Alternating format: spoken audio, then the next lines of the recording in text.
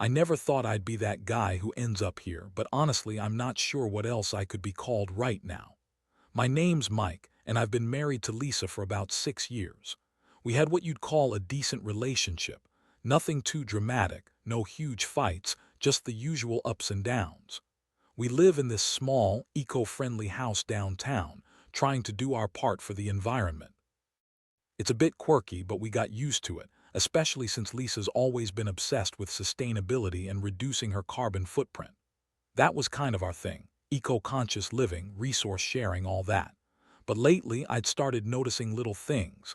Lisa acting a little too secretive, hiding her phone more often, canceling plans at the last minute. Nothing overtly suspicious, but enough to make me feel uneasy. Then came the reports from our energy provider. We get these weekly efficiency summaries from the smart meter system. At first, I thought they were just standard, but lately something caught my eye. Our resource consumption, especially water and electricity, was unusually low. Too low. It was as if someone else was sharing our usage data and adjusting it. I double-checked the readings, and the patterns didn't add up. We were supposed to be using a certain amount as a household of two, but the reports were indicating a different story. Someone else was sharing our resources, or at least, our usage was being optimized for just two people who weren't us. That alone was enough to raise questions, but it got worse when I noticed the pattern of shared resource usage. It was consistent, like someone was deliberately trying to stay under the limits for two people, but I would see unexpected spikes at odd hours. I started digging into the system logs and saw some strange activity, files being accessed that shouldn't have been. And then the kicker. I found a series of encrypted messages on Lisa's phone, sent to some guy named Greg, claiming they had been planning this for a while. I didn't even need to read much to understand what was going on. My wife, my partner, the woman I trusted with everything, she was cheating on me, and it was all tied to her obsession with our sustainability project. The thing is, Lisa always told me she was doing this for the planet, for our future, for our kids someday. She would go on about reducing waste, sharing resources, going green, so I thought she was genuinely passionate about it. But now I see she used it as a cover, a way to sneak around behind my back without raising suspicion. I was furious but also deeply hurt. I mean, every time I saw her fuss over how we should be saving water or electricity, she was secretly screwing someone else, living a double life. It felt like a punch in the gut to realize that the woman I loved was capable of lying so effortlessly, of betraying everything we stood for, including me. I couldn't just confront her immediately. I needed to think, to process what I'd uncovered. But I knew I couldn't stay quiet. The next day, I sat her down when she got back from her work meeting, which was a lie. She'd been out with Greg. I already had enough evidence to back up what I wanted to say. When I looked her in the eyes, I didn't even bother with small talk. I asked her outright, "Are you cheating on me with Greg?" Her reaction was a mix of shock and irritation, like I was interrupting her important plans. She rolled her eyes, scoffing, and tried to deny it, claiming I was overreacting, that I was paranoid, that Greg was just a business contact they'd been working on sustainability reports together. I didn't buy that for a second. Her voice was full of that bitchy attitude she always had when she was caught out, defensive, dismissive, like I was the one in the wrong for even questioning her. She kept lying, telling me Greg was just a friend, that I was crazy to think she'd cheat on me over some resource-sharing scheme. But I had proof, screenshots of their messages, her hiding her phone, the suspicious energy usage. It was all there. Yet she kept insisting she was faithful, that I was just suspicious because I didn't understand how busy she was. Yeah, right. Busy with her affair, probably sneaking around while I was at work or out doing whatever I thought was our sustainable life. Honestly, I don't even know how I stayed calm during that confrontation. Inside, I was boiling. I wanted to scream at her, to shake her, and ask how she could do this to us, to me. After she left the room, I felt this strange mixture of heartbreak and rage. I knew I had to do something, but I wasn't sure what yet. I just sat there, staring at the wall, trying to figure out how someone I trusted could turn into this lying, manipulative woman. I thought about all the plans we made, all the shared projects, our future. It felt like it was all crumbling, and I was left holding the pieces of a broken life. That's when I realized I couldn't just let her keep lying and sneaking around. I needed a plan, something precise and cold. I wasn't going to let her walk all over me, not after she'd betrayed everything we stood for, everything I believed in. I started thinking about how I could turn her own game against her, how I could make her see that her actions had consequences. That's where I am now, trying to figure out what to do next, but one thing's clear. I'm not the same guy I was a week ago. And I'm pretty sure she's about to find out just how much I've changed. After that confrontation, everything felt different. I didn't sleep well that night and my mind kept racing. The house was quiet, but the silence was deafening. I kept going over everything she said, everything I found out. I couldn't believe she was capable of lying so brazenly, even as she was sitting right there in front of me denying everything. It was like watching someone put on a mask, except I knew that mask was her real face. For years, I trusted her with my life, my dreams, my future. And now I saw her for what she truly was, a liar, a cheat, someone willing to betray everything we had for some fleeting connection with Greg. In the morning, I decided I couldn't just sit around and do nothing. I needed to act, but carefully. I started by gathering all the evidence I had, screenshots, the energy reports, the encrypted messages. I wasn't going to confront her again until I had a solid plan. I needed to turn her own game against her, and I wanted to do it in a way that would hurt her the most, without giving her the chance to spin her lies or deny everything outright. A few hours later, I reached out to a private investigator. I know it sounds extreme, but I wanted to know exactly how deep this thing ran. I still had doubts. Maybe she was just having an affair, maybe I was overthinking it, but I needed proof. The investigator was discreet, professional. We set up a plan to monitor her movements, to see if she was indeed meeting Greg or anyone else. I also instructed him to dig into her phone records, her emails, and her social media activity. I wanted everything. I told him I just needed to know the truth. While waiting for the results, I dove into our shared online accounts and resource reports. It was clear that she'd been manipulating our energy and water usage to hide her activities. She'd been using our smart home system to divert usage patterns and hide her tracks. I felt a mixture of disgust and admiration. She was clever, I'll give her that. But her cleverness was only making her fall further into the trap she was setting for herself. She was trying to hide her affair, her betrayal, but every move she made was leaving a digital footprint. I was starting to see how far she'd gone, how much she'd lied behind my back. The investigator called me that evening with some shocking news. She'd been leaving the house at odd hours, supposedly working late, but he had footage of her with Greg, clearly meeting in a nearby coffee shop, then going to a hotel. It was more than enough to confirm my suspicions. She was cheating on me with Greg, and she'd been lying about it for weeks. I felt a sick twist in my stomach. That was when it hit me. I needed to confront her again, but this time fully prepared. That night I sat her down again. I told her I knew everything. I showed her the footage, the messages, all of it. Her face twisted into a mask of anger and contempt. She spat at me. "You're crazy, Mike. You're paranoid. You're just jealous because I'm doing better without you." That was her go-to defense. Blame me, minimize everything. I just stared at her, feeling a mixture of rage and sadness. I told her she should pack her things, that I was done with her lies. Her reaction was explosive. She called me all sorts of names: controlling, jealous, insecure. She told me I was overreacting, that she was just trying to help with the house and the energy-saving efforts. Yeah, right. That was her excuse for everything. Every lie, every secret meeting, every stolen moment with Greg. But what really shook me was her tone. So bitchy, so dismissive, like she thought she was entitled to cheat and lie because she was saving the planet, and I was just some clueless husband. That made me realize how much her attitude had changed in the last few weeks. She had become cold, calculating, dismissive of everything we'd built. I felt a deep hurt, but also a simmering anger. I was done being the fool, the guy who looked the other way while she ran around behind my back. I told her she could stay or go, I didn't care. But I was done pretending I didn't know the truth. That night I stayed up all night, thinking about everything. It was like my entire world had been turned upside down and I couldn't find the ground again. I kept replaying her words, her lies, her sneers. I felt betrayed on a level I never thought possible.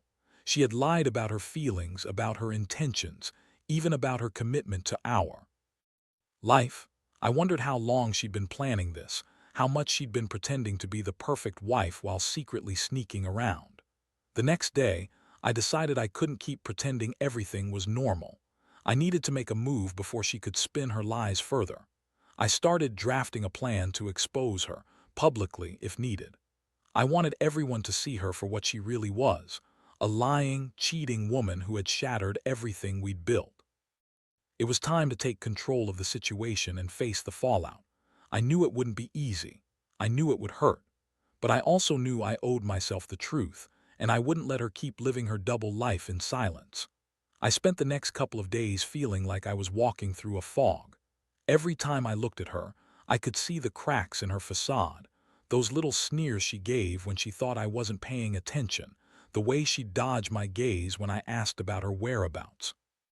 It was obvious she was trying to keep her story straight, but I wasn't buying it anymore.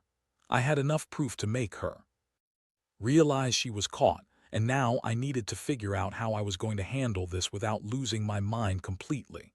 Deciding to confront her again seemed like the obvious move, but I knew I couldn't just do that without a plan. I had to be smart about it. I wanted her to admit it, to confess, to somehow give me the satisfaction of her own words. I knew she was manipulative. She could spin stories, lie her way out of anything. So I decided I'd set a trap, something to catch her in the act if she tried to deny or cover up further lies. I started by installing a hidden recording device in the house, near her usual hiding spots, just enough to catch her talking to Greg or anyone else she might be meeting. I wasn't doing this out of revenge alone. I just wanted to get the truth straight from her own mouth. This wasn't about spying for the sake of it. It was about protecting myself from being played for a fool anymore. I also reached out to my best friend, Mark, who's always been good at giving me grounded advice, and I told him everything. I just needed someone who knew me well enough to tell me if I was overreacting or if I was justified in feeling like this. Meanwhile, Lisa kept acting like everything was fine, or at least like she was trying to make it look that way.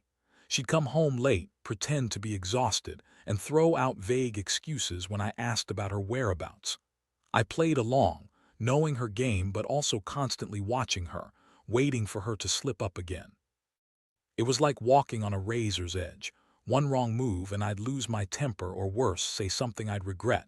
But I kept my cool. I knew I needed her to own up, not to push her away completely. Then out of nowhere, things shifted even further. One evening she was in the kitchen making a fuss about dinner when she suddenly snapped at me. She scowled and said, "You think I'm some kind of slut, don't you? Just because I didn't tell you I met Greg for coffee." "Well, I don't owe you an explanation. I do what I want when I want. You're so damn controlling." Her words hit me like a punch in the chest. That venomous tone, that dismissiveness, it was like she was daring me to call her out, daring me to confront her about her lies. I stared at her, my fists clenched. I was just about to lose it, but I held back. I told her calmly, "You want to be a asterisk slut asterisk, fine. But don't think I don't know what's really going on. I have evidence, Lisa. You're not just meeting Greg for drinks, you're screwing him, and I've seen the messages. I've seen the videos. So don't insult my intelligence by pretending I don't know." Her face went blank for a second, then she started laughing, a harsh, bitter laugh that made my stomach turn. "Oh wow," she sneered. "You're so dramatic. Honestly, if you think I care what you believe or what you see, you're wasting your time. Greg's just a friend. We're working together, and if you want to believe I'm some cheating whore, go ahead. I don't care. I've got better things to do than argue with you over your stupid suspicions." She turned her back to me and started washing her hands, acting like she was done talking. I felt this boiling rage surge up inside me. I wanted to scream, to shake her and make her understand she was caught and she couldn't deny it anymore. That moment was a turning point. I realized she wasn't going to admit anything unless I forced the issue. So I planned my next move carefully. I told her I'd be leaving for a few days, just to think, I said. But really, I was making arrangements to get her out of the house temporarily so I could control the situation better. I also decided I'd confront Greg directly, get his side of the story, and see just how deep this rabbit hole went. It was clear she was desperate now, that she thought she'd somehow keep me confused or uncertain. But I'd crossed that line. I knew the truth, I had the evidence, and I was ready to show her that I wasn't some idiot anymore. This wasn't just about the infidelity. It was about her complete disregard for everything we'd built, her manipulation, her lies. And I wasn't going to let her get away with it. I needed to figure out what her next move would be, but I knew one thing for sure. My patience was running out. I was done waiting for her to come clean. The game was over, and from here on I was playing for keeps. The days that followed were a blur. I packed up a bag, told her I was going away for a few days to clear my head, and left her there in the house alone. She acted like she didn't care, like she was already over the whole thing, but I knew better. Deep down, I could see the panic behind her eyes. She knew I was onto her, and this time I was serious. I didn't just want to accuse her. I wanted to make her face the consequences of what she'd done. While I was gone, I met with the investigator again. He handed me more footage, this time, of her and Greg at the hotel, exchanging what looked like a passionate goodbye. That was the confirmation I needed. Seeing her in those compromising moments, I felt a strange mix of heartbreak and anger. I thought about all those nights I'd worked late, all the mornings I'd made breakfast, all the plans we'd talked about for our future. If she was doing this behind my back, she never really cared about us. She cared about Greg, about her secret life. I also spent hours digging into her phone's metadata, finding even more proof that she'd been lying. Her messages with Greg had been going on for weeks, even while she was supposedly busy with work. And the energy and water reports, they matched her story of trying to cut costs, except, of course, they also tracked her secret activities. Every time she thought she was hiding something, she was actually leaving breadcrumbs. This was when I finally decided I needed to face her again, but this time with everything laid out. I called her that night, told her I was coming back, and she didn't even bother to hide her annoyance. When I got home, she was sitting on the couch, sipping wine, acting like she'd done nothing wrong. I threw the evidence on the table, screenshots, videos, energy reports, and stared her down. She looked at everything, and her bitchy attitude didn't waver. Instead, she scoffed at me and said, "You really think you've got me, don't you? I don't care what you've seen or what you think you know. I'm done with your accusations. It's over." I almost lost my temper then, but I managed to hold back. I told her she could deny everything, but I wasn't going to be played anymore. I told her I knew about her and Greg, about the hotel, the late nights, the secret messages. I told her that I had enough of her lies and that I was done pretending our marriage was still intact. I asked her pointedly, "Are you leaving me for him, Lisa? Is that what you want?" Her response was a sneering laugh full of contempt. "Go ahead and think what you want. I don't owe you anything anymore. You're just a stupid, controlling husband." That was the moment I realized she was trying to push me away, to make me feel small, to justify her actions. But I wasn't going to let her. Instead, I told her I was done with her games and I was going to handle this my way. I wanted her out of the house, out of my life, at least until she could reflect on what she had done. I didn't want her under my roof anymore, not after all this betrayal. And that's when she snapped. She started yelling, calling me every name in the book: possessive, insecure, jealous.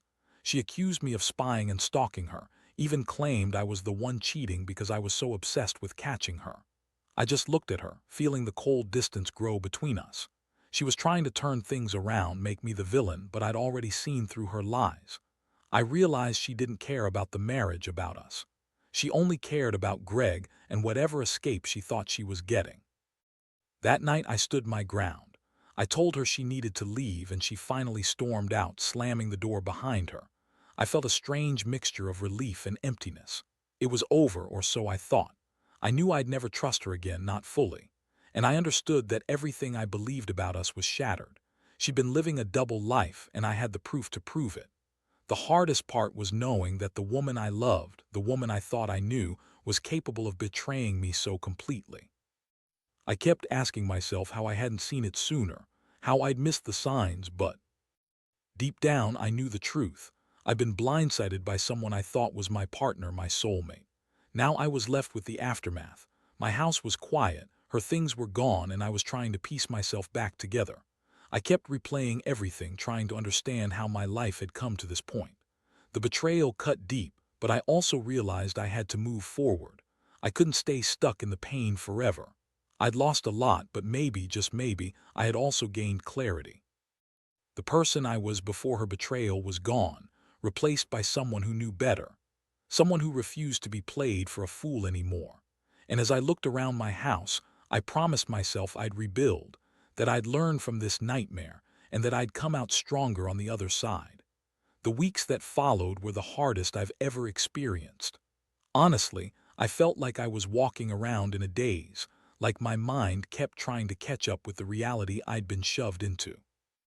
I'd always prided myself on being practical, level-headed, someone who could handle tough times. But losing Lisa, the woman I thought I'd spend my life with, shattered that. Every morning I woke up expecting her to be there, and every night I went to bed feeling hollow. The house, once full of her bitchy comments and her energy-efficient schemes, now felt cold and empty. I threw myself into sorting things out, packing her belongings, canceling shared accounts, changing the locks. It was a lot to handle, but I knew I had to do it. I also contacted a lawyer just to make sure I was covering myself legally, especially since she'd been sneaking around and hiding her activities. The legal process was a nightmare at first. Lots of paperwork, negotiations, figuring out what was fair, especially with our joint savings and property. But through it all, I kept thinking about one thing: how I'd been betrayed by someone I trusted. Meanwhile, I kept watching her social media. I wasn't stalking her, just trying to stay aware of what she was doing. And sure enough, she was still lying. She posted pictures of herself out with friends, claiming she was free and living her best life. But I knew better. I knew she was hiding Greg somewhere, probably still sneaking around, maybe even seeing him behind my back. The pain of knowing that she'd moved on, that she didn't care about what she'd destroyed, made me sick. I kept asking myself how I'd missed the signs, how I'd been so blind, but deep down I knew I had to accept what was real now. One day I finally had the courage to meet with Mark again. We sat in a quiet coffee shop and I told him everything. About the house, the evidence, the confrontation, the breakup. He listened quietly, nodding and offering me advice. "You gotta remember, man, you're better off without someone who lies and cheats. It hurts now, yeah, but it's a blessing in disguise," he said. I wanted to believe that. I wanted to believe I'd be okay. But even now, when I was alone in my apartment, the ache was still there. The betrayal had cut so deep that I wondered if I could ever trust again. I started doing small things, going for walks, reading books, even trying to get back into some hobbies I'd ignored because of her. I realized I'd been so caught up in her world, trying to keep everything perfect, that I'd lost myself. Now, I was trying to find that guy again, the guy who didn't get played, who didn't get manipulated, who knew his worth. I still had questions about what I could have done differently, but honestly, I knew the truth. I'd been blind, but I was also human. I'd trusted her with everything, and she'd turned out to be someone I didn't even recognize anymore. The hardest part was dealing with the aftermath emotionally. The anger, the sadness, the feeling of betrayal, it all swirled inside me like a storm I couldn't control. But I also realized I couldn't let it consume me. I had to rebuild trust in myself, rebuild my sense of security. I started therapy, talking things out with a counselor who helped me process everything. Slowly, I began to see that maybe this was an opportunity to start fresh, to learn from the pain, and to move forward stronger than I was before. Looking back, I see how much I've grown. I won't pretend I'm fully healed because I'm not, but I am healing. And I know that, one way or another, I'll be okay. The betrayal was brutal, but I refuse to let it define me. I'm learning to forgive, not her. She doesn't deserve that, but myself, for trusting blindly. And I'm learning that sometimes, losing someone you love is the brutal wake-up call you need to finally see what's real. It's a long road, and I know there will be more tough days ahead, but I'm committed to walking it. For myself. For the future I still hope to build without her. Now, as I sit here reflecting on everything, I realize how much I've changed, how this nightmare has forced me to confront truths I'd rather have ignored. The betrayal cut deep, but it also woke me up to the fact that I needed to put myself first. I've learned that trust, once broken this badly, isn't easily repaired, and sometimes the best thing you can do is cut your losses and walk away. I don't hate Lisa, not anymore, but I definitely don't love her either. What I feel now is a mixture of relief and caution. Relief that I finally saw the truth, and caution because I know I'll never be naive again. I've come to understand that people are capable of surprising you, sometimes in the worst ways. But I've also learned that I have a resilience I didn't realize I possessed. I've started rebuilding my life, piece by piece, and finding happiness in the little things, my work, my friends, even just waking up without that heavy weight of betrayal pressing down on me. I realize now what really matters: honesty, loyalty, and being true to myself. Those are the things I want to surround myself with moving forward, not deception and lies. I want to say to anyone reading this who might be in a similar situation, trust your gut. Don't ignore the signs, no matter how small they seem. If you feel something off, don't dismiss it. Dig, investigate, and don't be afraid to face uncomfortable truths. It's painful, no doubt, but better to confront it now than live in denial, only to have everything fall apart later. And for those who are hurting from betrayal, know that healing is a process. It's not easy, but it's possible. You will come out the other side stronger and wiser. As for me, I've decided to move forward, not just to forget what happened, but to learn from it. I'll never forget Lisa, but I refuse to let her define my future. I've learned that the most important relationship I'll ever have is with myself. And I have to be honest, there's a part of me that's still angry, still hurt. But I also know I can't let that anger consume me. I've started to forgive, not for her sake, but for my own peace. Forgiveness isn't about forgetting.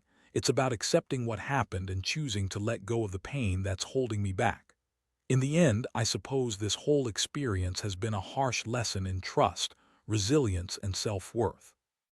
I went from believing I had a partner for life to realizing I was alone in a way I'd never expected. But I also discovered something else. I am stronger than I thought. I'm capable of surviving heartbreak, betrayal, and the worst that life throws at you. And I'm committed to moving forward with a little more caution, a lot more wisdom, and a renewed sense of hope. Life is unpredictable, sure. But I know now that I can handle whatever comes next, even if it's just me, standing tall and finally choosing myself over the lies that almost broke me.